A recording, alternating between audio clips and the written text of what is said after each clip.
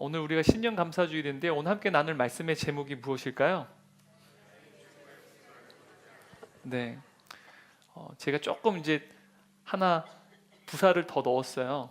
사실은 제가 잘 주보에 이제 제목을 기재할 때 완벽하게 전달했어야 되는데 제가 잘못 전달했더라고요. 그래서 부사가 하나 빠졌는데 나에게 최고의 순간은 아직 오지 않았습니다. 아마 그래서 영어로도 잘 아시리라 생각합니다. The best is yet to come 혹은 The best is yet to be 라고 해서 우리의 인생의 최고의 순간은 오지 않았다. 아마 여러 시를 통해서도 그렇고 또 존 레논의 음악을 통해서도 아마 잘 아시리라 생각합니다.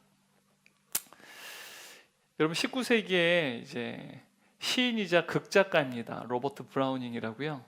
제가 좋아하는 시인입니다. 릴케와 함께 브라우닝의 시를 좋아하는데요. 이 로버트 브라우닝은 특히 이제 불멸의 사랑으로 굉장히 유명하죠. 그의 아내 이제 엘리자베스 버렛 브라우닝과 함께 열렬하게 사랑했습니다. 6살 연상의 여인이었는데요. 그녀는 이제 10대 때 승마를 타다가 이제 반신불수가 됐어요. 거동을 할 수 없었습니다. 근데 그녀는 참 하나님께 주신 은사가 있었습니다. 시를 굉장히 잘 썼어요. 여류 시인인데 사실 굉장히 유럽에서 굉장히 독보적인 지위까지 올라갔던 시인이었습니다. 로버트 브라우닝 남편은요 사실은 무명의 시인이었어요. 근데 열렬하게 구애를 합니다. 그리고 결국은 사랑하게 되죠. 가족은 반대했지만 둘이 사랑하고 결혼을 하게 됩니다. 그리고 이 로버트 브라우닝이 자신의 사랑하는 아내를 위해서 사랑시를 적었는데요. 그 시가 오늘 제가 읽어드릴 시가 라비 벤 에즈라라고 하는 시입니다. 근데 이 시를 제가 읽어드리겠습니다. 나와 함께 늙어갑시다. 가장 좋은 날은 아직 오지 않았으니 인생 초반은 인생의 후반부를 위해 만들어진 것. 우리의 인생은 주님의 손 안에 있습니다. 주님께서는 말씀하십니다. 모든 것을 내가 계획하였나니 젊은 시절은 그 반밖에 보이지 않기에 하나님을 신뢰하라. 전체를 보고 두려워하지 말라. 아마도 이 영문시기 때문에 번역이 매끄럽지 않을 수도 있습니다. 저도 너무 매끄럽지 않아서 제가 또 번역을 하기도 해봤는데요. 사실 이 초반부가 가장 저와 여러분에게도 인상적일 것 같아요. 나와 함께 늙어갑시다. 가장 좋은 날은 아직 오지 않았으니. 오늘 말씀을 듣는 우리 모든 동역자분들께서도 이 시 구절을 여러분 마음속에 잘 담으셨으면 좋겠어요. 사랑하는 아내와 또 남편, 가장 좋은 날은 아직 오지 않았다. 사실 제가 제 아내한테 가장 많이 하는 말입니다. 기대해. 뭘 기대해? 더 좋아질 나를 기대해. 더 좋아질 거야. 더 좋아질 거야. 기대해. 지금은 욕망일지 몰라도 더 좋아질 거야. 여러분, 이것이 성령이 거하시는 하나님의 자녀들의 가장 큰 복입니다. 성령이 거하시기에 남편도 아내도 시간이 지나면 지날수록 더 좋아질 거야. 그래서 아직은 우리 인생의 가장 좋은 시간이 오지 않았다는 사실입니다. 여러분, 오늘 우리가 읽은 이 빌립보서는요, 이제 학자들이 한편으로는 사도 바울이 로마에 1차 투옥 됐을 때, 이제 가택 연금됐을 때 쓴 옥중서신이다라고도 주장하기도 합니다. 네, 그것도 많은 학자들이 주장하지만 또 여러 많은 학자들은 이 빌립보서가 옥중서신인데 그의 인생 말년, 특히 순교를 앞둔 한 5에서 6년 전에 쓴 옥중서신이다라고 말합니다. 그러니까 1차적으로 학자들은 1차 투옥 때 가택 연금이 됐을 때 쓴 시가 쓴 서신이 빌립보서를 말하는 어떤 학자들도 있지만 또 다른 한편으로는 순교를 앞둔 약 한 5년 전에 지금 로마의 지하 감옥 안에 쇠사슬에 묶인 채 지금 구금되어 있는 것이죠. 그때 이 빌립보 썼다라고도 학자들은 나뉩니다. 근데 저는 후자를 더 동의를 합니다. 제가 유학 중에 저희 은사 교수님이 바울 서신의 세계적인 대가입니다. 그분이 저에게도 말씀하셨지만 이 빌립보서를 읽다 보면 사도 바울의 정서가 오르락 내리락 하는 걸 느낄 수 있어요. 그건요 정말 깊이 묵상해야지 알 수 있습니다. 연구하게 되면 높낮이가 있다는 사실을 알아요. 그러니까 가택연금 돼 있을 때가 아니라 지금 그가 삶에 굉장히 큰 좌절과 절망 속에서 오르락내리락 하는 그런 정서적인 분위기가 빌립보서 말씀을 잘 읽어보면 느껴져요. 기쁨의 서신이라 불리지만 역설적인 것이죠. 절망 가운데 기쁨을 노래하는 것입니다.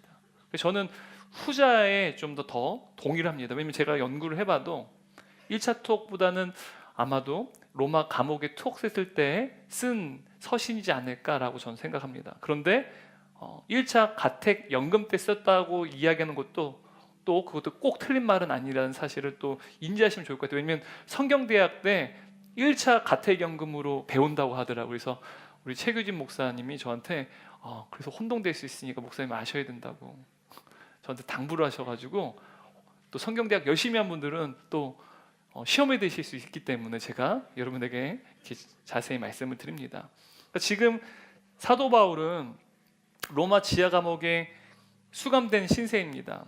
언제 사형 언도를 받을지 알지 못하는 무섭고 절망적인 상황 가운데 있습니다.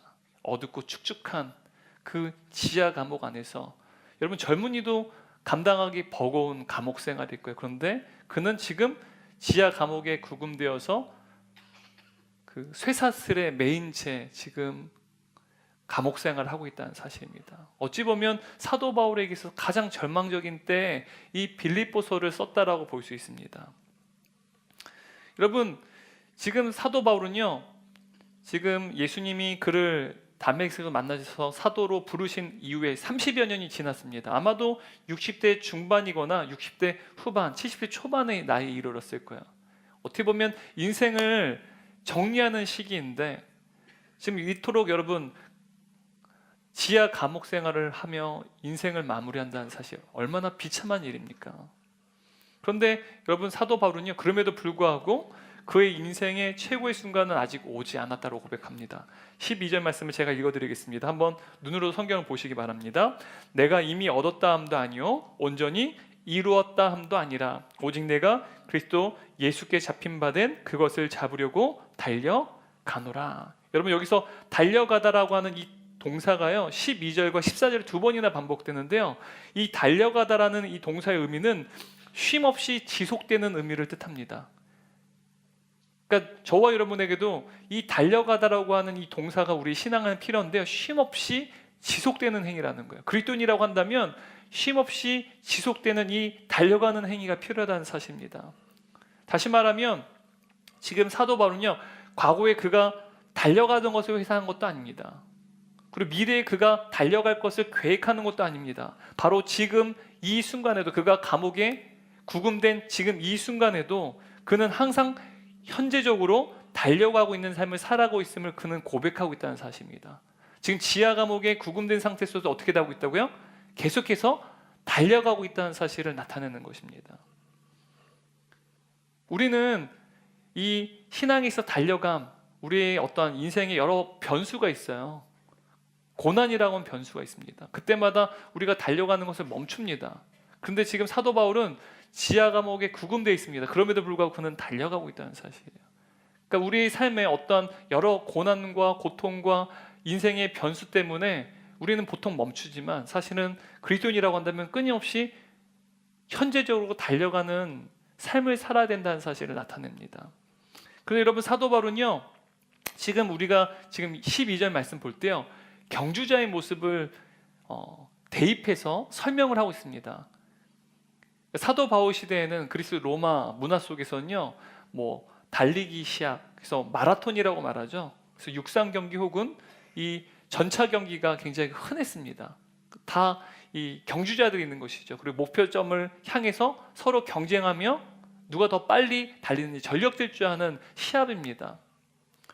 아마도 사도 바울도요 그가 아마도 이 육상 경기나 이 전차 경기를 분명히 경험했었을 거예요.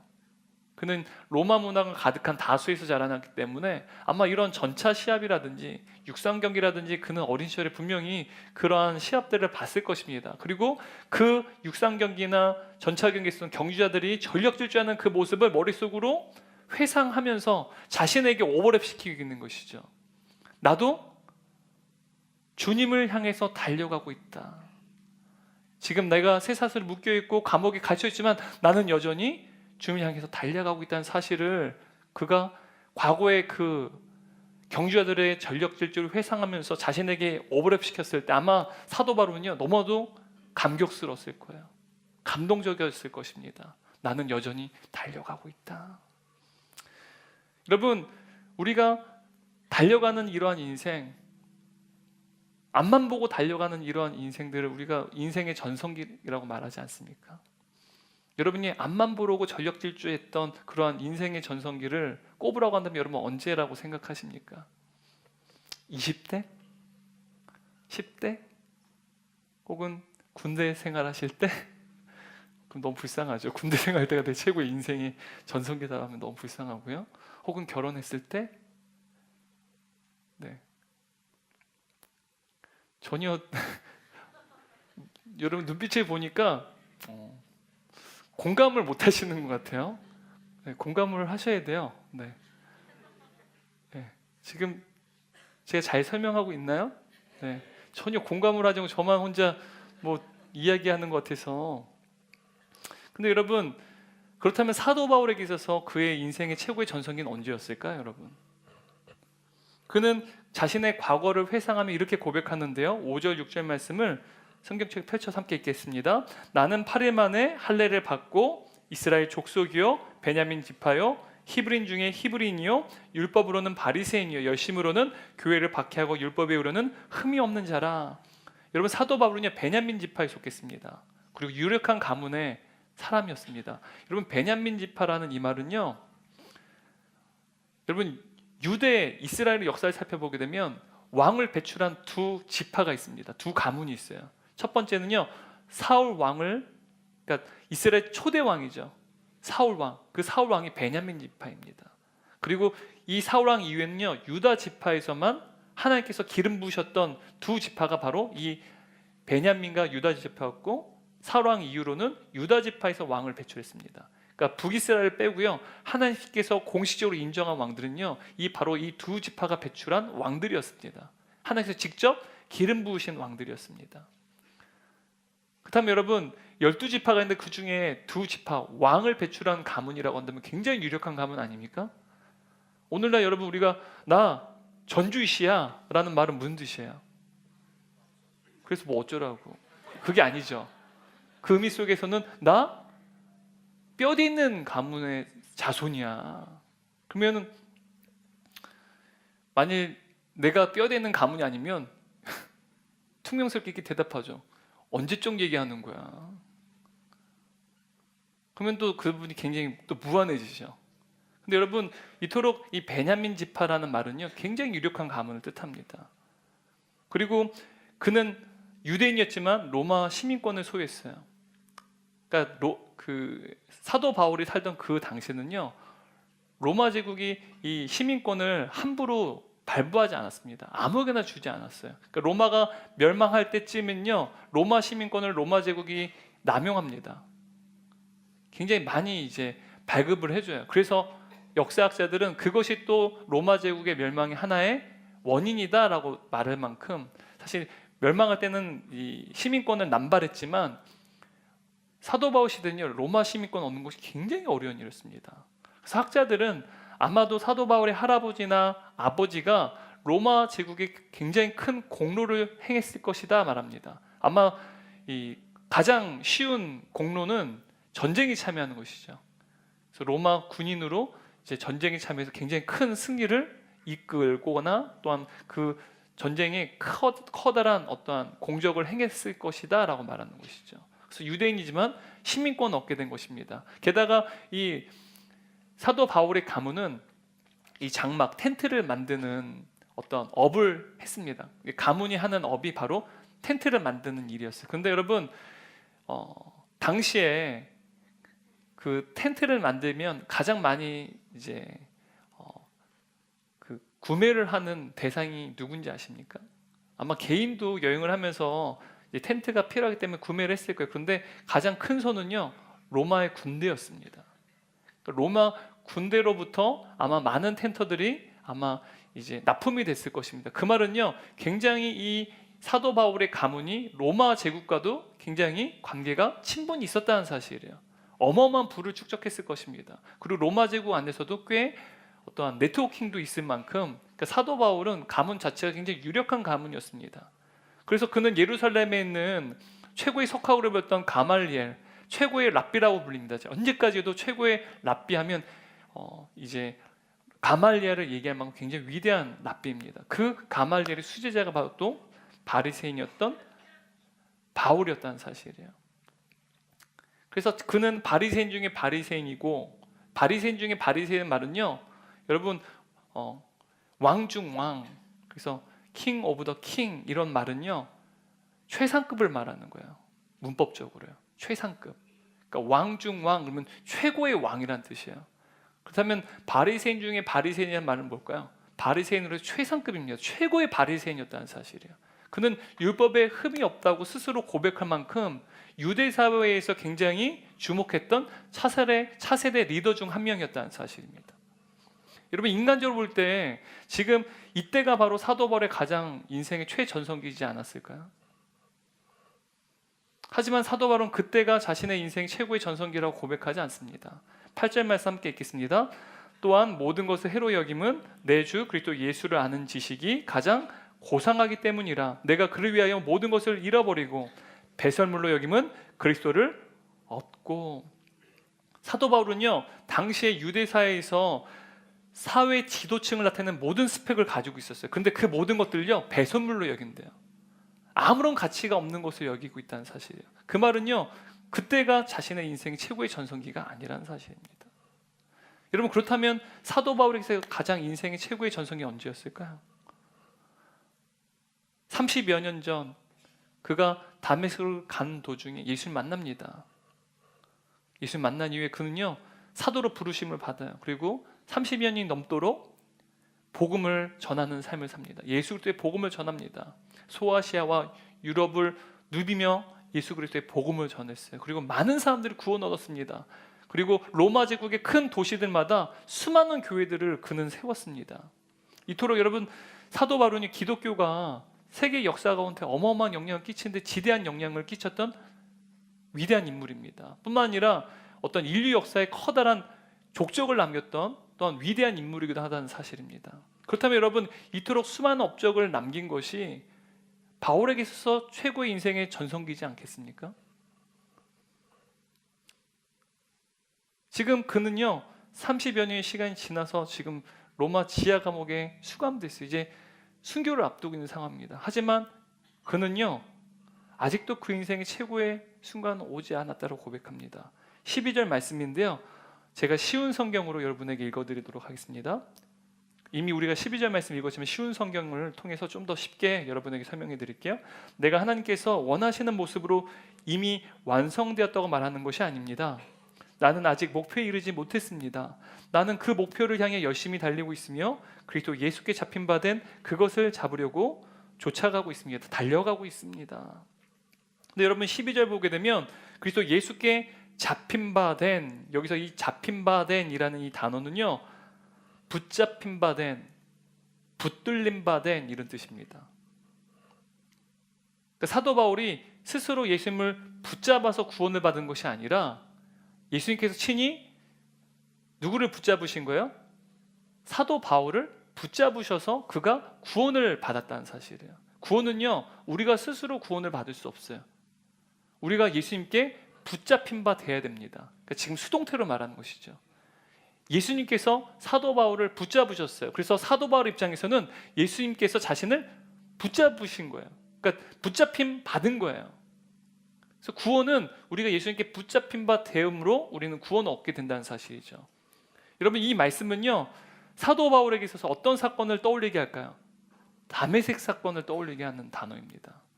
그가 최초로 예수님을 만나고 예수님께 붙들림 받은 그 사건이 바로 다메섹 사건이라는 사실이에요. 바로 이 사건으로 사도 바울은요 그리스도인이 되었습니다. 그리고 사도로 부르심을 받았다는 사실입니다. 근데 여러분, 사도 바울이 다메섹 사건을 통해서 예수님 만나기 이전에는요, 여러분, 예수님 만나기 전 이 바울의 이름은 사실 진짜 이름 무엇입니까? 사울이죠. 그러니까 사울은 예수님 만나기 전의 이름이에요. 아마 그의 아버지가 이스라엘 초대 왕이었던 베냐민 지파의 사울 왕을 아마 염두하고 그 이름을 지었을 거예요. 사울. 근데 그가 예수님 만난 이후로 그는 바울이 되었어요. 그러니까 다메섹 사건 이전에 청년 사울은요, 그가 붙잡은 것을, 그러니까 붙잡힘을 받기 전에는요, 그가 붙잡는 것을 붙잡기 위해서 달려가는 인생이었습니다. 그가 태어나면서부터 붙잡은 것이 무엇이었을까요? 태어나면서 그의 손에 쥐어진 것, 그가 손에 붙잡은 것, 그게 무엇일까요, 여러분? 우리가 여러분 이 돌잔치를 하게 되면 돌잡이를 하지 않습니까? 그럼 아이들이 뭔가를 막 붙잡아요. 그것을 붙잡으면 또 앞으로의 장래를 우리가 막 아우 뭐 법관이 되겠네, 학자가 되겠네 막 그러지 않습니까? 네. 돌잔치 안 해보셨어요? 네. 저도 안 해봤지만 많이 봐서 압니다. 그죠? 네. 보니까 많이 보셨을 것 같은데 공감 좀 해주세요. 표정이 굉장히 지금 제가 심각한 거 얘기를 하지 않는데 굉장히 막 인상 쓰고 계시니까. 네. 저야 여러분 저 한자 하나지만 저는 지금 인상이 어두운 다수를 보고 지금 설교를 하고 있잖아요. 그러니까 조금은 네. 인상 피시고. 네. 여러분 돌잡이 하면 아이들이 뭔가 붙잡잖아요. 그죠? 근데 마찬가지로 사도 바울도요. 태어날 때 붙잡은 것이 있어요. 지금 앞에서 그가 이미 언급했습니다. 태어나자마자 그는요 8일 만에 할례를 받은 정통 유대인이었다는 사실이에요. 베냐민 지파로 태어났습니다. 뼈대 있는 유력한 가문이 태어났어요. 그가 태어나면서 붙잡은 것이 바로 그것이었습니다. 그는 그가 붙잡은 것을 붙잡기 위해서 달려갔다는 사실이에요. 그래서 그는요 예루살렘으로 가서 당시에 가장 뛰어난 석학으로 유명했던 랍비 가말리엘의 제자가 됩니다. 그리고 제자 중에 수제자가 됩니다. 그리고 그는 바리새인 중에 바리새인입니다. 최고의 바리새인이 되었습니다. 왜 그가 최고의 바리새인이 되고자 그토록 열심히 달려갔을까요? 그는 아마도 유대사에서 가장 영향력 있는 종교 지도자가 되는 것을 목표로 삼고 아마 달려갔으리라 생각합니다. 그걸 붙잡았으리라 생각해요. 사도 바울은 바리새인의 그 종교적 열심 때문에요. 그 종교적 열심은 교회를 핍박하는 열심으로 이루어졌습니다. 그리고 청년 사울은 그가 붙잡은 것을 붙잡기 위해서 다메섹으로 달려갔어요. 교회를 핍박하고 그리스도인들을 박해하기 위해서 달려가고 있었습니다. 근데 그때 예수님 만나게 됩니다. 아니, 예수님이 친히 찾아서 그를 붙잡으셨다는 사실이에요. 주님께 붙잡힌 바 되었다는 사실입니다. 이것이 바로 사도 바울이 고백하는 오직 내가 그리스도께 잡힌 바 되었다는 고백이에요. 주님께 붙잡힌 바 되었다. 그래서 나는 구원을 입었다. 그리고 이방의 사도로 나는 붙잡힌 바 되었다라고 고백한다는 사실이죠. 여러분, 우리 인생은요 무엇을 붙잡는 거에 따라서 우리 인생이 결정됩니다. 제가 최근에 읽은 책 중에 가장 흥미로운 책 중에 하나가요 중독과 은혜라고 하는 책입니다. 영어로는 Addiction and Grace라고 하는 책인데요. 이 책을 정신과의사인 제럴드 메이라고 하는 박사가 썼는데요. 크리스찬입니다. 근데 이 제럴드 메이 박사는요 이 책에서 이런 말을 해요. 굉장히 통찰력 있는 말씀인데요. 제가 읽어드릴게요. 오늘날 모든 사람은 중독으로 인해 고통을 받고 있다. 다시 말해 단 한 사람도 제외되지 않고 모든 사람은 무언가에 중독된 채 무언가의 노예로 살아가고 있다. 오늘날 수많은 사람들이 중독으로 인해 고통스러워합니다. 여러분 이건 너무 잘 알아요. 근데 제가 통찰력 있다고 여긴 것은요 저와 여러분도 단 한 사람도 제외되지 않고 모든 사람은요 중독된 채 살아간다는 거예요. 이게 굉장히 너무 놀랐어요. 나도 중독되어 살아간다고? 여러분 모두가 저와 저를 포함한 여러분 모두가요 무언가에 중독된 채 살아가고 있다는 사실이에요. 의식하든 의식하지 않든 말이죠. 여러분 무언가에 중독되면요 중독된 그 대상은요 중독된 그 사람은요 주인이 아니라 중독된 그 무언가에 의해서 노예로 살려가게 됩니다. 그러니까 자를 중독되게끔 한 그 물질이나 비물질에 의해서 노예로 종속되어 살아가게 된다는 사실입니다. 여러분, 이 책을 보게 되면 여러분 중독이라고 하는 영어 단어가 어딕션인데요. 이 어딕션이라고 하는 이 단어의 어원이요, 라틴어 아디까레라고 하는 단어에 나왔습니다. 라틴어 아디까레라는 이 단어는요, 무언가에 사로잡혀 묶여 있다 혹은 노예가 되다라는 뜻이에요. 무언가에 사로잡혀 묶여 있다, 노예가 되다. 그러니까 무언가에 종속되는 거예요. 그러니까 족쇄가 차여가지고요, 과거 고대 시대 때 노예들이 막 발에 이제 발목에 이제 족쇄를 차지 않습니까? 그러니까 그 모습을 형상하는 것이죠. 중독이라는 단어가 무언가에 사로잡혀 묶여 있고 노예가 되는 것을 나타낸다는 사실입니다. 이처럼 여러분, 어떤 사람들은요, 어떤 물질에 중독이 됩니다. 이 물질이라는 것은 화학 물질이죠. 술, 알코올 중독이 있고요. 또 어떤 사람들은요, 또 니코틴, 담배에 중독되기도 하고요. 또 마약과 같은 이런 화학 물질에 의해서 중독되어서 노예로 살아간다는 사실이에요. 또 어떤 사람은요, 비물질에 의해서도 중독이 된대요. 어떤 사람은 막 일 중독자들 있잖아요. 워커홀릭이라고 부르죠. 또 성욕을 억제하지 못하는 이 성 중독자들도 있습니다. 종종 기사를 보시면 볼 수 있어요. 남자든 여자든 자신의 성욕을 제어를 못하는 거예요. 그리고 특별한 사람에게 의존하고 집착하는 관계 중독도 있습니다. 이게 관계 중독이 부부 관계 속에는 의부증, 의처증으로 나타나고, 요즘은 막 데이트 폭력으로 나타나는 것이 관계 중독입니다. 그리고 어떤 유튜브 영상, 특히 뭐 쇼폼과 같은 이러한 영상에 막 시간을 빼앗기고 몰두하는, 뭐 하루에 1시간 이상 보면 중독입니다. 그러니까 이러한 미디어 중독, 오늘날 많은 청소년들이, 심지어 장년들도 많이 미디어 중독에 있죠. 또 강박적으로 무언가를 계속해서 물건을 구매하는 쇼핑 중독도 있습니다. 이뿐만이 아니에요, 여러분. 사실은 다양한 취미에 이르기까지 다방면에 중독이 있다는 사실이에요. 취미에 있어서도요, 골프 중독하는 분도 있고요, 당구 중독인 분들도 있고요. 그러니까 별의별 취미 생활함에도 불구하고 비물질의 중독들이 있다는 사실입니다. 그래서 우리의 일상에는요, 광범위하게 중독이 존재한다는 사실입니다. 근데 여러분, 사도 바울은요, 자신이 무엇에 사로잡혀 있다고 지금 고백하고 있습니까? 12절에서 나는 무엇에 사로잡혀 있다? 12절 말씀 보면, 쉬운 성 다시 한번 제가 읽어드릴게요. 그리스도 예수께 잡힌 바 된, 자신은요, 예수님께 잡힌 바 되었다, 사로잡혀 묶여 있다라고, 지금 종속되어 있다 고백하고 있습니다. 다시 말하면 자신은 예수님께 중독됐다라는 뜻이에요. 지저스 홀릭이라는 뜻입니다. 근데 여러분, 보통 무언가에 중독된 사람들은요, 스스로를 감춰요. 자기가 중독되는 사실을 사람들 앞에 좀 감춥니다. 자랑스럽게 말하지 않아요. 나 미디어 중독자잖아. 누가 그렇게 얘기를 해요? 나 알코올 중독자야. 그래서 나는 밤 8시 되면 개가 돼.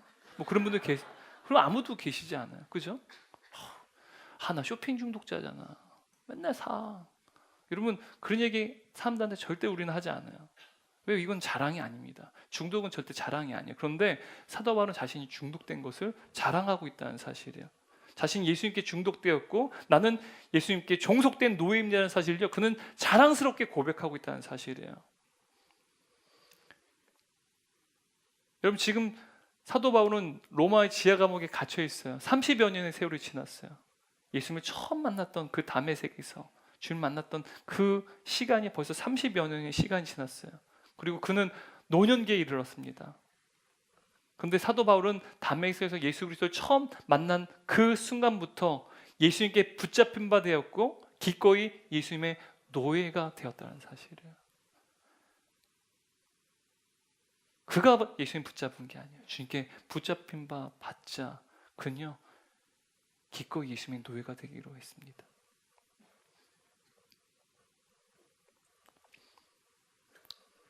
근데 여러분, 사도 바울은요, 자신이 죄인임에도 불구하고 예수님께 친히 찾아와서 그를 구원하셨다는 사실, 교회를 핍박하고 예수님을 대적했던 죄인 중에 괴수, 여러분, 죄인 중에 괴수라는 말은 무슨 뜻이에요? 죄인 중에 최고의 괴수라는 거예요. 죄인 중에 가장 큰 죄인이라는 거예요. 근데 그런 죄인인 자신에게 주님께 친히 찾아오셔서 자신을 부르셨어요. 붙잡으셨어요. 구원의 은혜를 베푸셨을 뿐만 아니라 그를 사도로 부르신 놀라운 은혜를 베푸셨다는 사실이에요. 그래서 그는 늘 자신의 인생 가운데 30여 년 전 다메섹 사건을 통해서 예수님 나를 붙잡아 주신 그것을 늘 그는 묵상했을 거예요. 그때 나를 괴물 같은 나, 죄인 중에 죄인인 나를 주께 나를 부르셨다는 사실, 나를 주님의 위대한 사도로 부르셨다는 그 사실이 너무 감격스럽고 너무 감사해서 그는 그때를 기억할 때마다 그는요 눈물이 흘렀을 것입니다. 사도로 부르신 그 은혜, 자신을 구원하신 그 은혜로 말미암아 그는 언제나 감격했을 것입니다. 여러분, 제가 앞에서 이 제럴드 메이 박사가 모든 사람 무언가에 중독됐다는 말 했던 것 기억하세요? 여러분도 다 모든 것, 무언가에 중독이 되었다는 사실이에요. 근데 이 제럴드 메이 박사님 이런 말씀도 하십니다. 우리가 중독의 문제를 해결하기 위해 아무리 심리적으로 육체적으로 애를 쓸지라도 우리의 중독의 문제는 근본적으로 치유되지 않고 단지 다른 중독으로 대체될 뿐이다. 우리 중독의 문제는 해결되지 않는다는 거야. 단지 해결하려면 해결할수록 그 중독이 다른 중독으로 대체될 뿐이라는 거야. 막 담배를 피시던 분들이 담배 흡연을 이제 금연으로 하실 때, 더 이상 담배를 피우지 않기로 결심할 때, 그럼 막 입이 심심하니까 사탕이나 껌을 계속 씹잖아요, 그죠? 이제 담배는 끊었어요. 근데 계속 뭔가 주전부리를 입에다 계속 물고 계세요. 그러니까 니코틴 중독은 끝났는데, 그죠? 달고나 중독이 다시 생겨난 거예요, 그죠? 그러면 또 몸에는 당뇨나 이런 성인병을 또 유발하겠죠. 그러니까 이렇듯 우리의 중독의 문제는 해결되지 않는다는 거예요. 다른 중독으로 대체될 뿐이라는 사실이에요. 그런데 이 제럴드 메이 박사님이 이렇게 말합니다. 인간의 중독의 문제 해결하는 유일한 방법은 바로 하나님의 은혜뿐이다. 여러분, 사도 바울이요 자신을 붙잡으시고 부르신 그 30년 담핵 사건을 기억하면서 감격했어요. 그 하나님의 놀라운 은혜에 감사했습니다. 다시 말하면 우리가 다른 무언가에 종속되지 않기 위해서는, 중독되지 않기 위해서는 곧 우리가 예수님께 종속되어야만 한다는 사실이에요. 사도 바울같이 우리가 기꺼이 예수님의 종이 되어야만 한다는 사실입니다. 하나님의 은혜가 필요하다는 사실입니다. 여러분, 오늘날 수많은 사람들이요 중독의 문제를 앓고 있어요. 근데 여러분, 이러한 중독의 증상은요 인생의 진짜 목표를 잃어버렸을 때 발생하는 거예요. 이 책을 보다가 제가 깨닫게 됐어요. 중독의 문제는 인생의 진짜 문제를 상실했을 때 발생하는 것이구나 라는 사실을 깨달았어요. 여러분, 수많은 부부들이요 행복하기 위해서 결혼했다고 말합니다. 행복하기 위해 결혼했는데요, 결혼한 순간부터 조금 시간이 지나면 서로 주도권을 잡기 위해서 다퉈요, 그죠? 여러분, 근데 왜 부부가 서로 기를 쓰고 주도권을 잡기 위해 서로 경쟁하고 다툽니까? 배우자를 자신에게 종속시키기 위해서라는 거예요. 근데 여러분, 이것도요 중독의 개념이에요. 나에게 종속시키는 거. 근데 여러분, 결국 배우자 중에 누군가가 주도권을 잡았어요. 내가 주도권을 잡았어요. 여러분, 그러면은 행복할까요? 주도권을 붙잡은 사람도 주도권을 빼앗긴 사람도 둘 다 행복하지 않다는 사실이에요. 정작 행복하기 위해서 결혼했는데 행복하지 않다는 사실이에요. 행복하지 않으니 어때요? 결혼 생활이. 남편이 퇴근했는데 집으로 돌아오질 않아요. 바로 오지 않는 거예요. 그 사람들과 만나면서 술을 먹습니다. 알코올 중독에 빠지는 것이죠. 혹은 알코올 중독이 아니면 일에 매진하는 거예요. 일 중독에 빠지는 것이죠. 그게 아니라면 다른 어떤 취미로 또 중독에 빠지는 것입니다. 아내도요 행복하지 않은 거예요. 결혼 생활이 너무 무료한 거예요. 어떻게 하겠습니까? 이 무료한 일상을 달래기 위해서요 무언가를 계속 구매하는 쇼핑 중독에 빠지는 거예요. 비싼 건 절대 안 사지만 뭔가를 계속 쿠팡에서 계속 싼 거를 계속 사요. 그리고 또한 유튜브라든지 어떤 영상을 통해서 저렴한 미디어 중독에 빠지는 것이죠. 근데 여러분, 이러한 우리의 중독이 발생되는 원인은요, 남편과 아내가 결혼의 진짜 목표를 잃어버렸기 때문이라는 사실이에요. 여러분, 결혼의 진짜 목표가 무엇입니까? 많은 부부들이 행복하게 결혼하는데 여러분, 행복이 목표입니까? 여러분, 결혼의 진짜 목표는 행복이 아니라 거룩입니다. 거룩은 예수 그리스도께 종속되는 것부터 시작된다는 사실이에요. 하나님의 은혜에 붙잡힌 바 되는 것서부터 여러분, 거룩은 시작된다는 사실입니다. 인간은 절대로 거룩할 수 없어요. 다시 말하면 부부가 함께 거룩을 이루어갈 때 비로소 행복이 뒤따라오게 된다는 사실이에요. 여러분, 부부는요, 서로 한 몸을 이루는 거예요. 예수 그리스도 성부 하나님과 성령 하나님이 삼위일체로 한 몸을 하나를 이루시는 것처럼 하나의 형상을 이루어가는 거예요. 남편과 아내가 예수님을 닮아가는 거예요. 여러분, 그 가정이 거룩할 때요, 행복하지 않겠습니까? 남편을 위해서, 아내를 위해 서로가 희생하고 배려하고 헌신하고 사랑하는 그 관계가 여러분 행복하지 않겠어요? 여러분, 거룩할 때 비로소 행복도 뒤따라온다는 사실입니다. 여러분, 결국 결혼 생활을 행복하기 위해서는 우리가 얼마만큼 예수님을 닮아가느냐에 달려있다는 사실이에요. 우리가 예수님을 닮아갈수록 우리의 결혼 생활, 우리의 가정 생활, 우리 부부 생활이, 또 우리의 부부 관계가 더욱 행복해지게 된다는 사실입니다. 여러분, 마찬가지로 또 오늘날 우리가 이제 4차 산업혁명 시대를 맞이하게 됐다라고 말합니다. 아마 4차 산업혁명 시대 하면은 자세하게 잘 모르시기도 할 것입니다. 예, 잘 모르셔도 돼요. 근데 분명한 사실은 이전과는 다른 시대가 도래했다는 사실이에요. 여러분, 이러한 시대에 우리가 우리 자녀들 어떻게 양육해야 될지 우리 잘 몰라요. 앞으로의 미래가 어떻게 발전될지 알지 못하기 때문에 오늘날 많은 사람들이 이 4차 산업혁명 시대를 대표하는 하나를 AI라고 말을 해요. 초인공지능입니다. 뭐 이런 시대 가운데 여러분, 우리 자녀 어떻게 양육해야 돼요? 여러분, 펜실베니아 대학교의 와튼 스쿨의 조직 심리학자인 이제 애덤 브렌트라는 분이 계세요. 이제 교수인데 이분이 많은 베스트셀러를 썼습니다. 이분의 책들 저도 많이 보는데 이분 책 중에 히든 포텐셜이라는 책이 있습니다. 이 책을 보게 되면 이렇게 말을 해요. 앞으로 4차 산업혁명 시대죠. 앞으로 사회가 요구하고 필요로 하는 인재는 인지적 기량이 뛰어난 사람이 아닌 품성 기량이 뛰어난 사람이다 라고 말을 해요.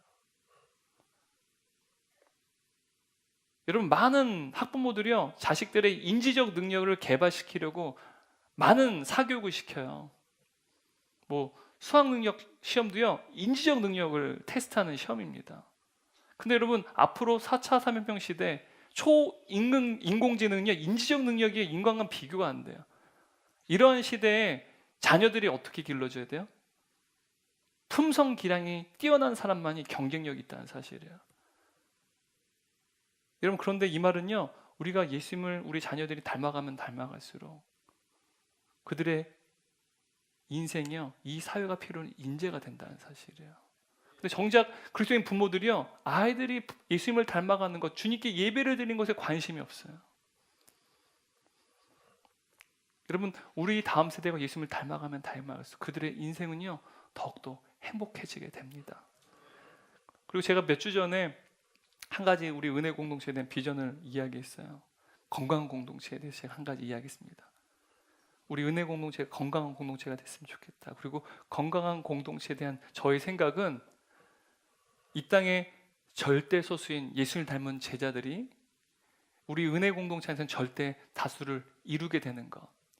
저는 그것이 건강한 공동체라 생각해요. 저는 은혜 공동체가 이 시대 가운데는 절대 소수인 예수님의 제자일지 모르지만 은혜 공동체 와보니 절대 다수가 예수님의 제자, 주님을 닮아간 제자들이 있다는 사실이 바로 우리 교회에서 우리가 경험되는 놀라운 비전이었으면 좋겠다는 생각을 여러분과 함께 나눴어요. 다시 말하면 여러분, 은혜 공동체의 성도들 한 명 한 명 예수님을 닮아가면 닮아갈수록 은혜 공동체, 건강한 공동체가 됩니다. 뿐만 아니라 은혜 공동체는 좋은 공동체를 넘어서 위대한 공동체로 나아가게 된다는 사실을 여러분, 우리가 믿으시기 바랍니다. 우리가 얼마만큼 주님을 닮아가느냐, 거기에 달려있다는 사실이에요. 마찬가지로 여러분, 사도 바울은요, 그의 인생의 진짜 목표가 행복이 아니라고 말합니다. 여러분 사도 바울의 진짜 목표가 무엇일까요? 14절 말씀 세번역 성경 제가 읽어드리겠습니다. 그리스도 예수 안에서 하나님께서 위로부터 부르신 그 부르심의 상을 받으려고 목표점을 바라보고 달려가고 있습니다. 여기서 목표점이라는 단어가 우리가 읽은 성경에 표대라고 번역되어 있습니다. 하나님께서 위로부터 부르신 그 부르심의 상을 받으려고 표대를 바라보고 달려가고 있습니다. 여러분 사도 바울의 궁극적인 인생 목표가 하나님의 부르심의 그 부르심의 상을 받는 것이 그의 인생의 진짜 목표였을까요? 물론 여러분 우리가 주님의 나라에 입성하게 될 때 하나님께서는요 우리가 주님께 붙잡힘 받고 끝까지 주님을 붙잡는 삶을 살아간 자들에게 상을 주실 거예요. 근데 사도 바울은요 그 상을 받는 것이 그의 인생의 진짜 목표가 아니었어요. 진짜 목표가 10절 말씀 보게 되면 사도 바울의 진짜 목표가 기록되어 있는데요 10절 말씀 제가 쉬운 성경 읽어드리겠습니다. 이제 내가 바라는 것은 그리스도를 알고 죽음에서 부활하신 그 능력을 체험하며 그리스도와 함께 고난받고 그분과 같이 죽는 것입니다. 사도 바울이 진짜 바라는 것이 무엇입니까? 그리스도를 알고 죽음에서 부활하신 그 능력을 체험하며 그리스도와 함께 고난받고 그분과 같이 죽는 것입니다. 여러분 사도 바울의 진짜 목표는 예수 그리스도를 깊이 알아. 그가 예수 그리스도와 함께 죽고 예수 그리스도와 함께 살며 그의 범사가 그리스도와 같이 되는 것, 그것이 사도 바울의 진짜 목표였습니다. 다시 말하면 사도 바울의 진짜 인생의 목표는요 그의 삶 가운데 예수 그리스도의 삶이 재현되는 것이었습니다. 그것이 30여 년 전 다메섹에서 예수님 만난 이후에 예수님께 붙잡힌 바 된 이후부터 사도 바울이 염원한 열망, 바로 그 열망이었다는 사실이에요. 예수님을 더 깊이 알아가고 예수님같이 살고 예수님같이 죽고 나의 모든 일들이 예수님같이 되는 것, 내 말이, 내 생각이, 내 삶이, 나의 모든 태도와 행동이 예수님처럼 재현되는 것, 이것이 사도 바울의 인생의 진짜 목표였다는 사실이에요. 하지만 안타깝지만 사도 바울은요 아직 그 목표에 자신이 도달하지 못했다고 고백합니다. 12절 말씀 쉬운 성경 다시 한번 읽겠습니다. 내가 하나님께서 원하시는 모습으로 이미 완성되었다고 말하는 것이 아닙니다. 나는 아직 목표에 이르지 못했습니다. 나는 그 목표를 향해 열심히 달리고 있으며 그리스도 예수께 잡힌받은 그것을 잡으려고 쫓아가고 있습니다. 달려가고 있습니다. 사도 바울은요 하나님께서 원하시는 그 모습으로 아직 도달하지 못했다 말이에요. 예수님을 더 깊이 알고 예수님과 같이 살고 예수님과 같이 죽고 모든 일에 예수님처럼 살아가는 것, 아직 그 목표에는 도달하지 못했다는 말이에요. 하지만 여러분 사도 바울쯤 되면, 여러분 이러한 인생쯤 되면 그래도 꽤 근사치에 도달한 것 아닙니까? 우리가 이 땅에서 성화를 완벽하게 이룰 수 없죠. 이 정도면 뭐 됐지 싶지 않지 않습니까? 만족할 수 있을 것 같지 않습니까? 여러분 사도 바울이 어떤 인생입니까? 어떤 사람입니까? 그가 다메섹에서 예수님 만난 이후에요 그냥 이방인 사도로요 그의 일생을 단 한 시간도 한순간도요 허투루 보내지 않았어요. 그는 전 세계를 누볐습니다. 소아시아와 또 유럽을 누비면서요 말씀을 전하고 말씀을 가르치고 교회를 세우고 많은 사람들도 알고 구원을 받게끔 했습니다. 뿐만 아니라 여러분 그는 놀라운 환상을 통해서요 하나님이 거하시는 세 번째 하늘을 보게 됐습니다. 3층 천을 보게 되었다는 사실이죠. 그곳에서 놀라운 일들을 그는 실제로도 경험했습니다. 심지어 사도 바울은 예수를 만난 이후부터요 그가 복음을 전하는 시험이 얼마나 대단했는지, 예수 그리스도의 복음을 전하기 위해서는 그의 생명을 아끼지 않았어요. 수십 번 매를 맞고요 또한 추위와 배고픔의 위협을 당했고요 또 강도의 위협도 당했고요 여러 번 목숨을 잃을 뻔한 일들이 많았음에도 불구하고 그는 복음을 전하는 일에 있어서 게을리하지 않았다는 사실이에요. 여러분 이쯤 되면 사도 바울은 만족해야 되는 것 아닙니까? 하지만 사도 바울은요 그 인생 최고의 순간 아직 오지 않았다고 고백해요.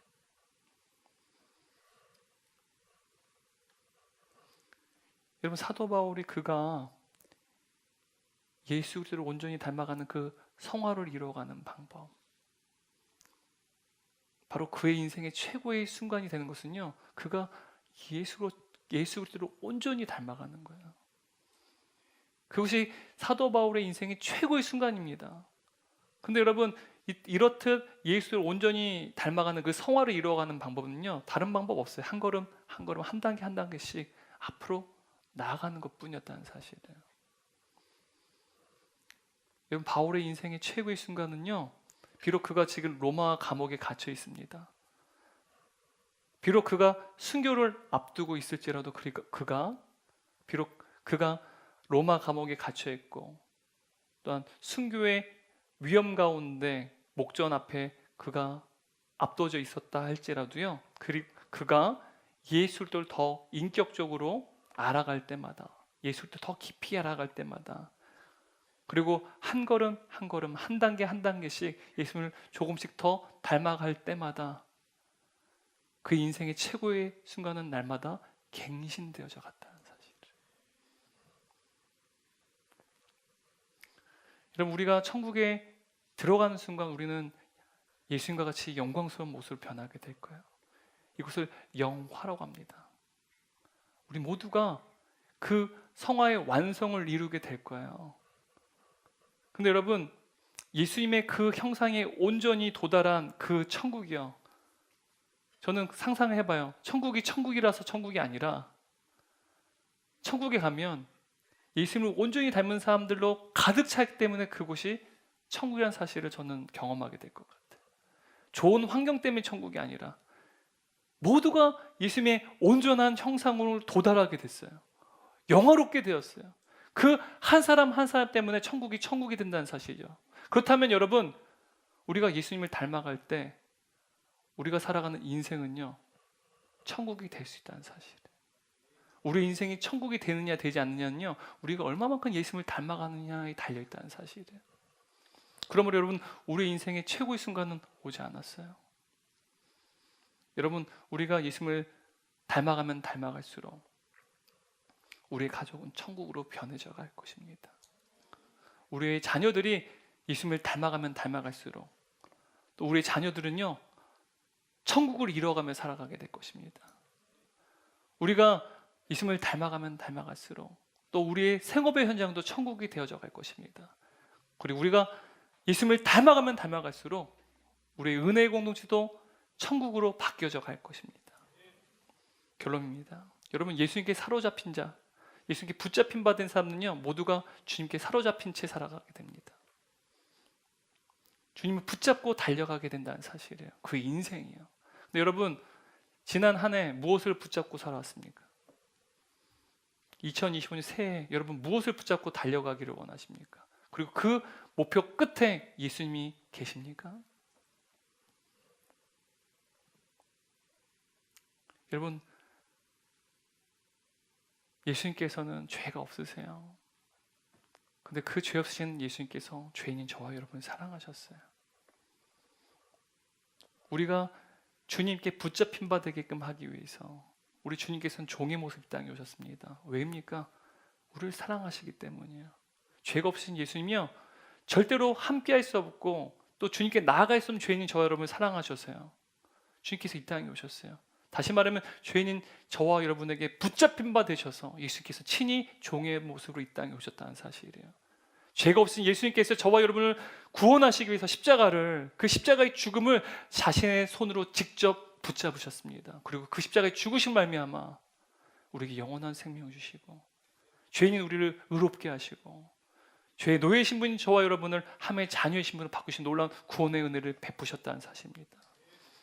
만일 여러분 우리가 예수를 이렇게 붙잡힌 바 된 구원받은 하나님의 자녀라고 한다면 반드시 우리는요,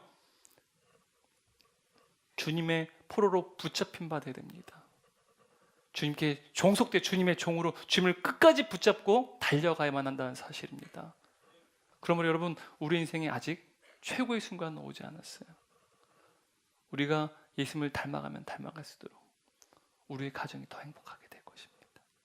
우리가 예수님을 닮아가면 닮아갈수록 우리의 생업의 현장도 더욱더 행복하게 될 것입니다.